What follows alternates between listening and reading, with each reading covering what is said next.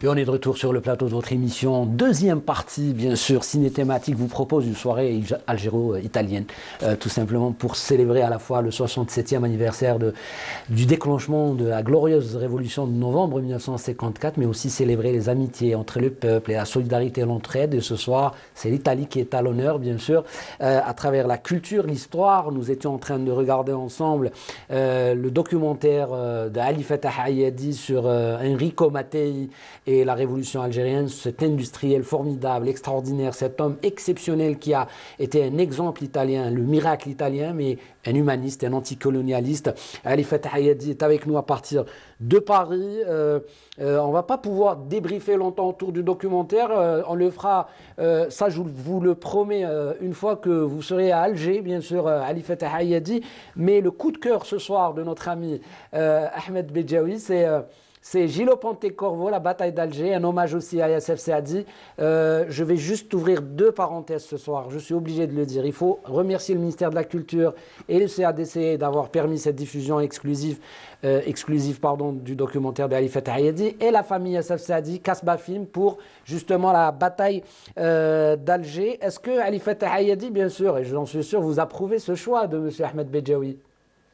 Ben oui, absolument. D'abord, c'est l'un des meilleurs films qui a été fait sur la guerre de libération et surtout sur la bataille d'Alger, bien que je ne sois pas tout à fait d'accord avec le titre.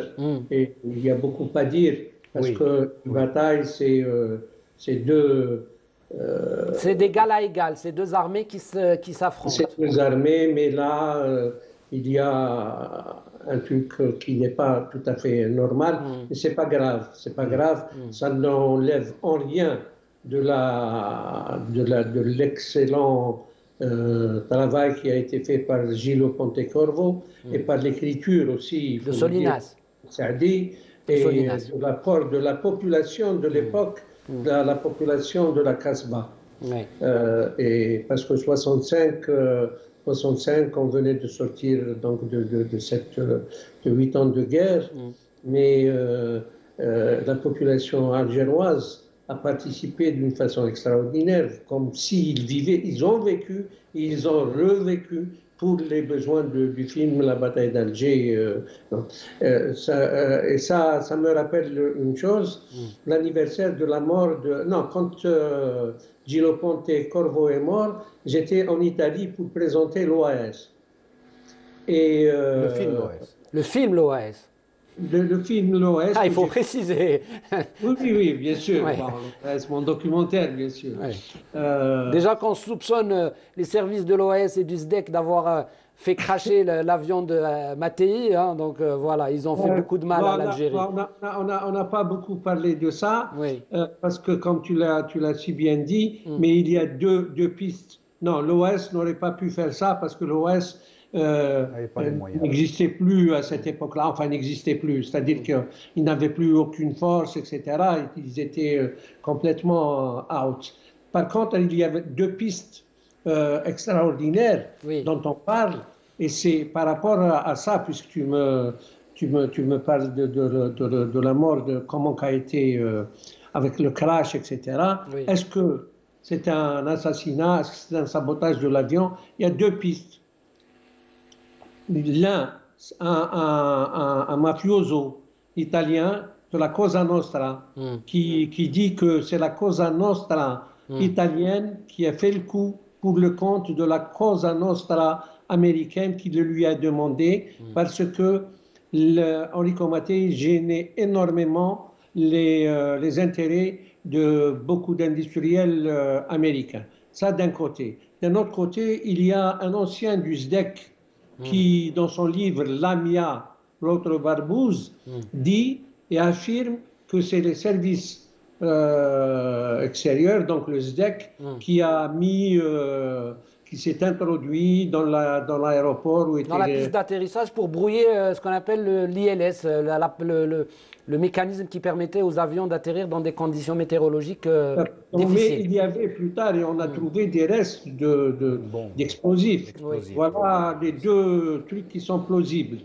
Maintenant, la vérité, Moi, je ne l'ai pas. Je ne suis pas dans le secret. On revient avec Ahmed Bejaoui sur le choix, bien sûr, la bataille d'Alger, parce qu'il faudrait faire vite. Excellent choix, excellent choix. Oui, Ahmed Bejaoui. Alors, deux choses. Le choix, comment on peut justifier ce choix? Un, d'abord pour rendre hommage à Youssef Saadi, Oui.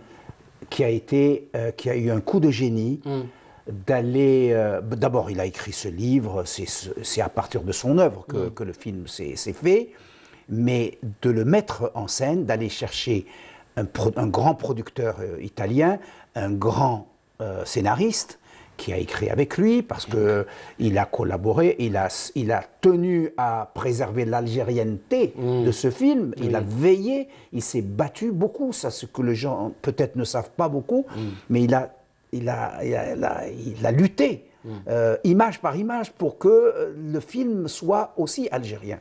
Alors, et puis, d'avoir ramené quelqu'un comme Gino Pontecorvo, qui était un homme qui avait connu une grande gloire, qui commençait peut-être un peu à être marginalisé, et qui a eu l'occasion. Moi, j'avais posé la question à Gino Pontecorvo, je lui ai dit, pourquoi vous avez fait ce film? Il m'a dit, j'ai décidé de faire ce film parce que lorsque je suis venu pendant la guerre voir les Algériens qui luttaient, j'ai vu que c'est pas le pain ils luttaient pas pour le pain, ils luttaient pour la liberté. Pour un idéal. Dans leur regard, j'ai vu le désir de liberté plus que le désir de manger ou de survivre. Et ça a été un coup de foudre pour lui. Donc cette rencontre entre le désir, le coup de génie de monter cette opération, il a offert à l'Algérie une vitrine extraordinaire, parce que pendant des années, moi quand j'allais aux États-Unis par exemple, on me disait la bataille d'Alger. C'était l'image de l'Algérie à l'extérieur. Il n'a pas la musique d'Ennio Morricone. Oui, la musique d'Ennio Morricone, tous les ingrédients qui ont été là, mais en tout cas, il a internationalisé. Comme le GPRA avait réussi à internationaliser la question algérienne, lui, Youssef Saadi et Pontecorvo ont réussi à porter la voix de l'Algérie partout, au Japon, en Russie. Et tout le monde avait vu ce film, était impressionné par ce film. Donc c'est vraiment une date magnifique. Et puis la deuxième chose, c'est qu'il n'y a pas de plus bel exemple pour sceller l'amitié entre l'Algérie et l'Italie. Ce film est le fruit de cette collaboration, ce mariage pratiquement entre la pensée algérienne et la pensée italienne. Voilà. Magnifique. On va terminer sur ces propos parce que on va pas tarder pour envoyer le film. On va laisser les artistes parler, l'œuvre parler, des comédiens qu'on a tout le temps cités dans cette émission. Ils sont inoubliables, ceux qui ont pris part à cette grande aventure. Vous me parliez tout à l'heure de l'Arbi Zekel, de Rouichid, lui-même Youssef Saadi. Mais à part les comédiens professionnels, tous les autres étaient des amateurs. Donc il y avait un mélange très savant dans ce film entre la fiction pure et le documentaire, les choses prises sur le vif, parce que ça a été tourné en 65, juste après l'indépendance, juste après la guerre. L'Algérie portait en elle toujours les il y avait encore les choses, il y avait les réalités, donc c'était du cinéma réalité et en même temps de la fiction grandiose. Et ça a beaucoup touché l'Empire français parce que ça l'a ébranlé dans sa réputation. D'où la censure du film pendant des années. Jusqu'en 1974. Et la sortie alors que le film était présenté à Venise et qu'il a eu le Lion d'Or, la délégation française, dans laquelle il y avait François Truffaut, a quitté la salle. Ouais, c'est écarté, enfin ils sont sortis de la salle Ils ont quitté la salle. Donc, et puis il y a eu des articles dans les cahiers du cinéma, je le cite dans mon ouvrage, des articles attaquant le film de manière vraiment malhonnête. Ostentatoire et malhonnête. Malhonnête, mal à propos, alors que l'histoire a rétabli ce film comme l'un des piliers du cinéma du néoréalisme mondial. Merci beaucoup, Monsieur Bejaoui, pour votre disponibilité, votre générosité. Merci. C'est un plaisir de vous accompagner aussi pour faire découvrir des films aussi importants, aussi beaux et qui racontent la plus belle part de l'Algérie. Merci beaucoup et on vous souhaite bon courage et on espère le retour du festival très bientôt avec Madame on en a besoin. Toute l'équipe. Monsieur Ali Fatah Hayadi, merci aussi pour votre disponibilité, Merci, générosité et sympathie. Ça nous a vraiment fait plaisir et je sais que beaucoup de personnes ce soir à la télé ont certainement été contents de vous voir parce que توحشوك كما نقولوا بالجزائرية توحشناك بزاف. Merci beaucoup, merci à vous deux, merci Sid Ahmed pour cet hommage qui heureusement n'est pas à titre posthume. On a besoin de rendre hommage aux gens tant qu'ils sont là et de les aider à continuer.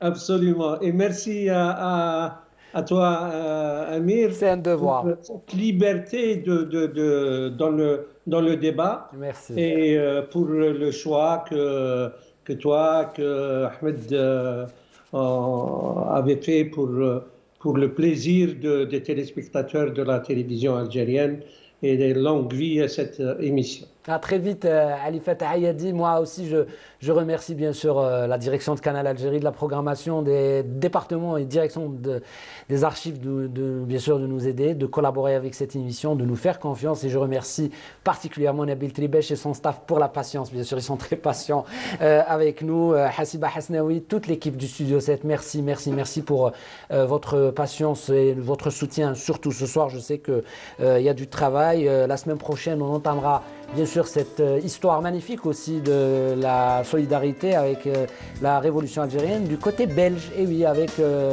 l'avocat Serge Moreau, maître Serge Moreau. Ça va être une soirée assez spéciale, je l'espère en tout cas. On vous aime, prenez soin de vous et bon film sur Canal Algérie.